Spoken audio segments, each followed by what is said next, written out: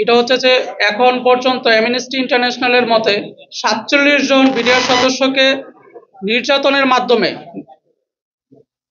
হত্যা করা হয় জেলখানায়।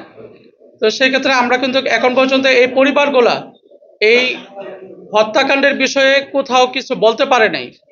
আর তাছাড়াও রিমান্ডের পরেও ৬৯ জন সদস্য এই কারাগারে মৃত্যুবরণ করে এবং ৫ আগস্টের পরে এখন পর্যন্ত ৬ জন বিডিআর সদস্য মৃত্যুবরণ করে। তো সেক্ষেত্রে একটা বিষয় হচ্ছে যে স্বাধীন তদন্ত কমিটির গঠনের যে বিষয়টা, এটা স্বাগত জানাচ্ছি, কিন্তু এই কমিটিগুলোতে কে থাকতেছে, কে বা কারা থাকতেছেন, এটা আমরা এখন পর্যন্ত যারা ক্ষতিগ্রস্ত পরিবার আমরা জানতে পারছি না। সেক্ষেত্রে আমাদের দাবি হচ্ছে যে আমাদের শহীদ পরিবার থেকে একজন প্রতিনিধি এবং আমাদের ক্ষতিগ্রস্ত পরিবার থেকে একজন প্রতিনিধি যেন এই স্বাধীন তদন্ত কমিটিতে থাকতে পারে এবং আমাদের বিষয়গুলো যেন আমরা জানতে পারি। আর গত ৫ আগস্টের পর এখন পর্যন্ত বিডিআর সদস্যরা কোনো ধরনের জামিন শুনানি করতে পারেনি। কোনো ক্ষেত্রে প্রথমবার বলা হচ্ছে যে পিপি নিয়োগ হয় নাই, দ্বিতীয়বার বলা হচ্ছে যে আদালতের স্থান সংকলন ঠিক হয় নাই, তৃতীয়ত বলছে যে পিপি নিয়োগ হয়েছে, পিপিরা সময় চেয়েছেন, চতুর্থবার আদালতের যে বিচারক অসুস্থ হয়ে গেছেন। তা আমার কথা হচ্ছে যে একটা আদালতের বিচারক অসুস্থ হইতে পারেন, সেক্ষেত্রে ৩৭৫টা যে অ্যাপ্লিকেশন আছে, আমরা ১৬ বছরে এখন পর্যন্ত কেন এর জবাব বা এর কোনো সুষ্ঠু সমাধান পাইনি। বিডিআর পিলখানায় তৎকালীন সরকারের ইন্ধনে একটি পরিকল্পিত হত্যাকাণ্ড ঘটানো হয়, যে হত্যাকাণ্ডে ১৮,৫১৯ জন সদস্যকে চাকরিচ্যুত করেন জেল জুলুমের অত্যাচারের মাধ্যম দিয়ে। এনে একজন নাগরিক হিসাবে প্রত্যেকটা নাগরিকের, বাংলাদেশের প্রত্যেকটা নাগরিকের জামিন পাওয়ার অধিকার আছে। আমরা শুধুমাত্র বিডিআর সদস্য হওয়াতে আমরা এই জামিন থেকে সকলে বঞ্চিত হয়েছি। প্রিয় উপস্থিতি, আমাদের যে সকল কারাবন্দী ভাইয়েরা কারাগারে জীবনযাপন করছেন, যদি তাদের পারিবারিক ব্যাপারটা যদি আপনার খোঁজ খবর নিয়ে দেখেন, বুঝতে পারবেন তারা কত মানবতার জীবনযাপন করছে। একদিকে তাদের পরিবার ধ্বংস করতে হয়েছে, একদিকে তাদের জীবন ধ্বংস, একদিকে তাদের সন্তানের ভবিষ্যৎ ধ্বংস। এতগুলা মানবতার জীবন নিয়ে আমাদের বিডিআর পরিবারের জীবনযাপন করে যাচ্ছেন। প্রিয় উপস্থিতি, আজকে আপনাদের সকলের মাধ্যমে আমরা সরকারকে জানাবো এবং বাংলাদেশ সরকারের সকল উপদেষ্টা মহোদয়ের কাছ থেকে আমরা দাবি জানাচ্ছি, আমরাও চাই প্রকৃত খুনিদের সাজার আয়ত্তে রেখে তাদের বিচার হোক। তার সাথে সাথে এটাও আমরা চাই আমাদের কোনো নিরপরাধ জেলবন্দি ভাই যেন এই সাজার আওতায় না থাকে।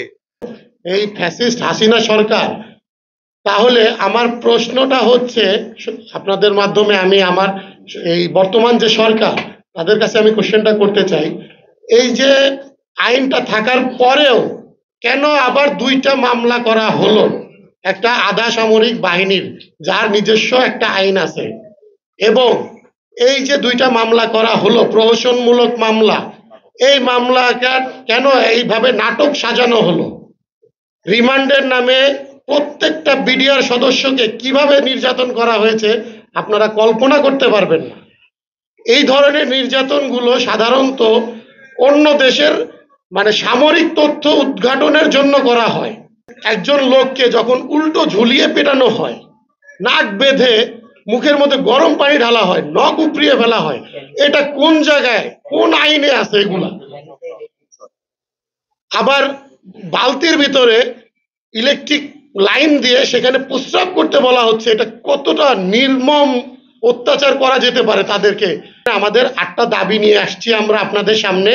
এই দাবিগুলো এখন আমি বলতেছি আপনাদেরকে, আপনারা দয়া করে আপনাদের তরফ থেকে যাতে আমাদের সরকার পর্যন্ত আমাদের মেসেজটা পৌঁছায়, সেই কার্যক্রমটুকু আপনারা আমাদের হয়ে করে দিবেন।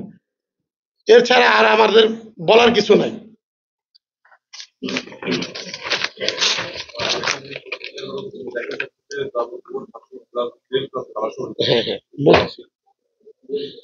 আমাদের প্রথম দাবিটা হচ্ছে ফ্যাসিস্ট স্বৈরশাসক হাসিনার প্রহসনমূলক যে 2টি মামলা করা হয়েছে, এই মামলার যে সকল রায় দেওয়া হয়েছে এই রায়গুলোকে বাতিল করতে হবে। দ্বিতীয়ত, 16 বছর যাবৎ কারাগারে থাকা নির্দোষ যে বিডিআর সদস্যরা আছে, বিভিন্ন মেয়াদে সাজাপ্রাপ্ত, ফাঁসি, যাবজ্জীবন, 10 বছর এবং বিভিন্ন মেয়াদে, এবং যেই সমস্ত আঙ্কেলরা খালাস পেয়েও আটকা আছে তাদের সবাইকে অতি সত্বর মুক্ত করে দিতে হবে। হাইকোর্টের, আপনারা জানেন হাইকোর্টে একটা রিট হয়েছে, সেই রিট অনুযায়ী দ্রুত পুনঃতদন্ত শুরু করতে হবে এবং এই তদন্তটা যেন সঠিক এবং নিরপেক্ষ হয় সেটা জাতির সামনে প্রকাশ করতে হবে। 4 নম্বর, নিরীহ বিডিআরদের রিমান্ডে নির্যাতনের ফলে যে মৃত্যুগুলো হয়েছে তার সঠিক তথ্য উদ্ঘাটন করতে হবে এবং প্রকৃত দোষীদের শাস্তির আওতায় আনতে হবে।